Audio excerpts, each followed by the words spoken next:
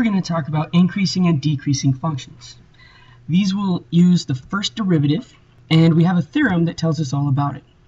Let f be a function that is continuous on the closed interval from a to b and differentiable on the open interval from a to b. This tells us it has to be continuous on the entire interval, but it may not be differentiable at the endpoints. The first item says that if the first derivative is positive for all x in the interval, then f is increasing on the interval from a to b.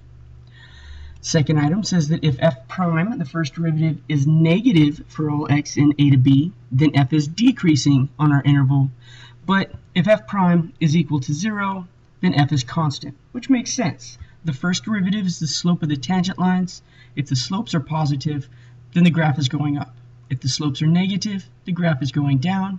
And if the slopes are 0, we have a horizontal tangent line, and therefore the graph is constant.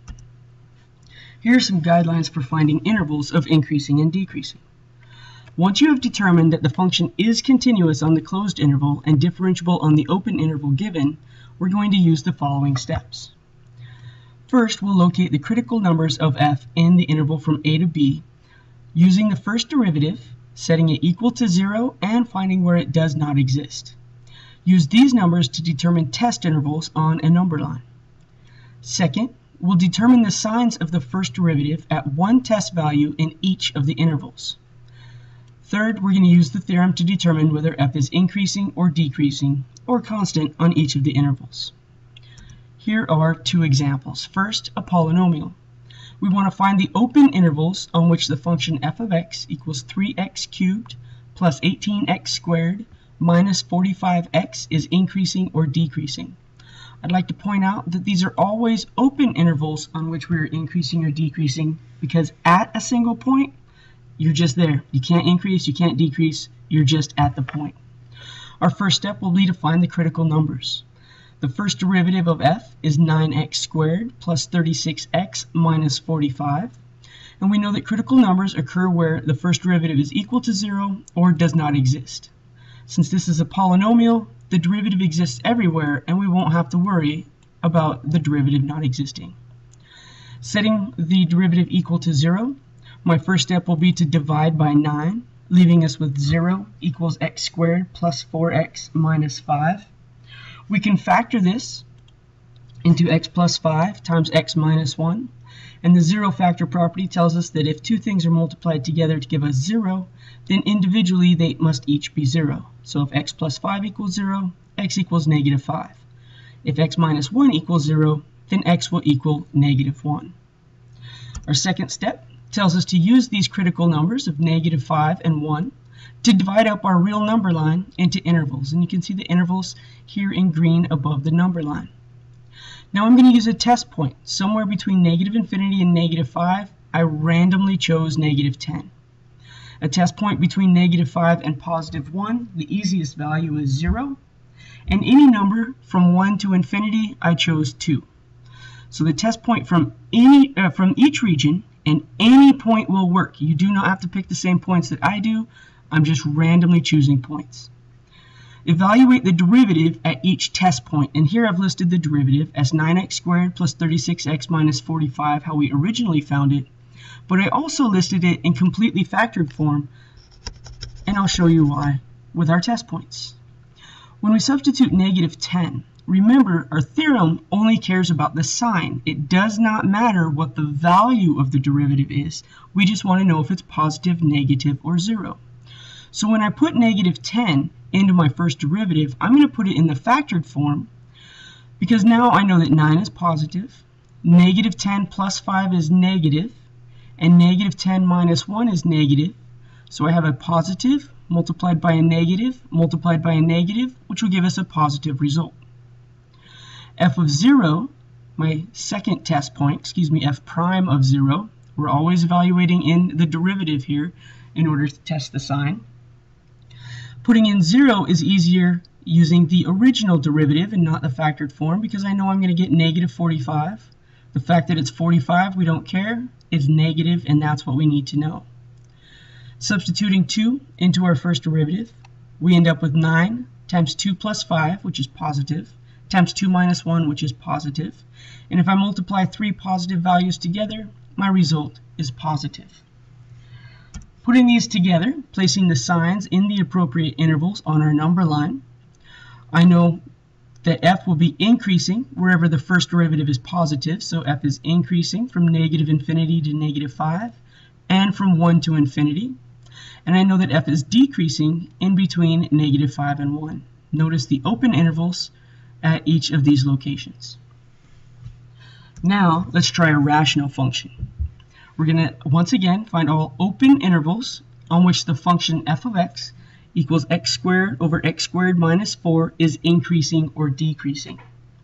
I'd like to point out that this domain tells us that x cannot equal positive 2 or negative 2.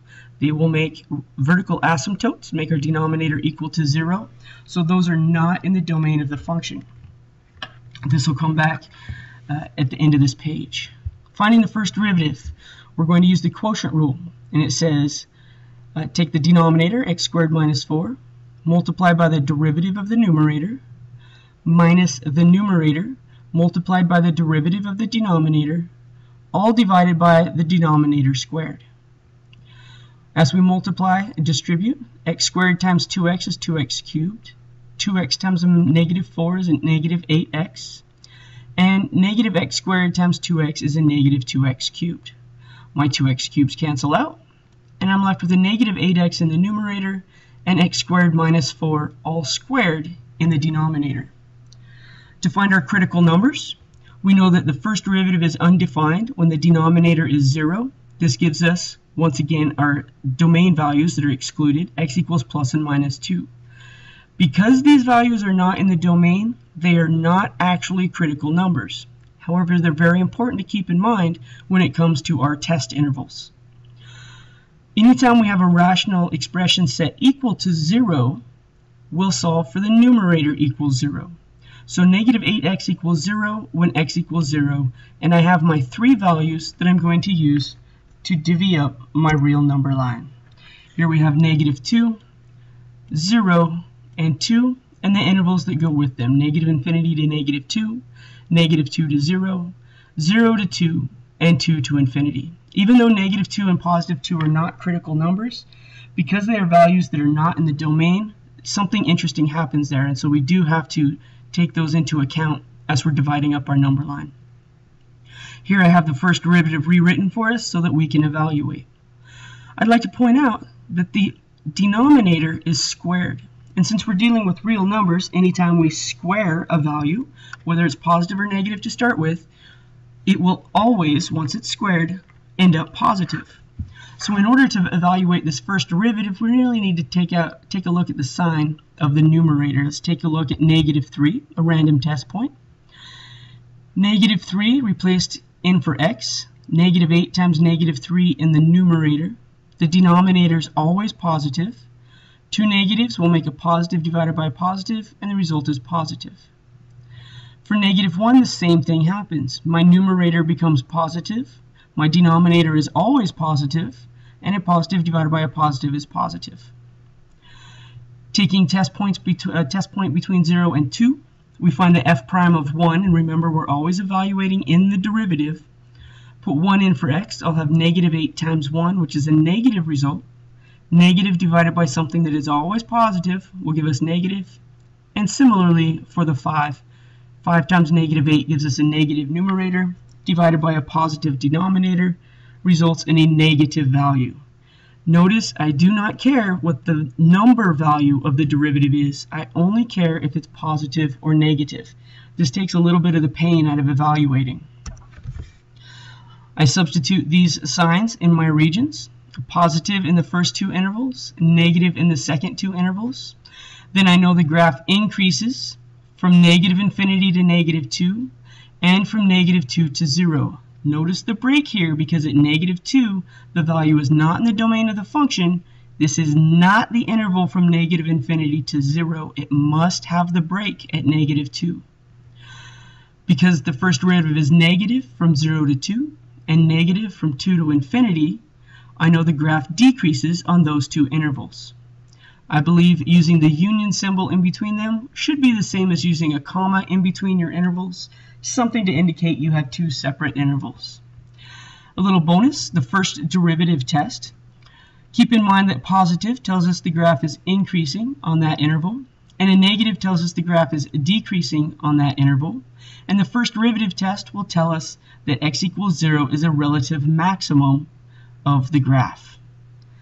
That is the first derivative test for increasing and decreasing functions.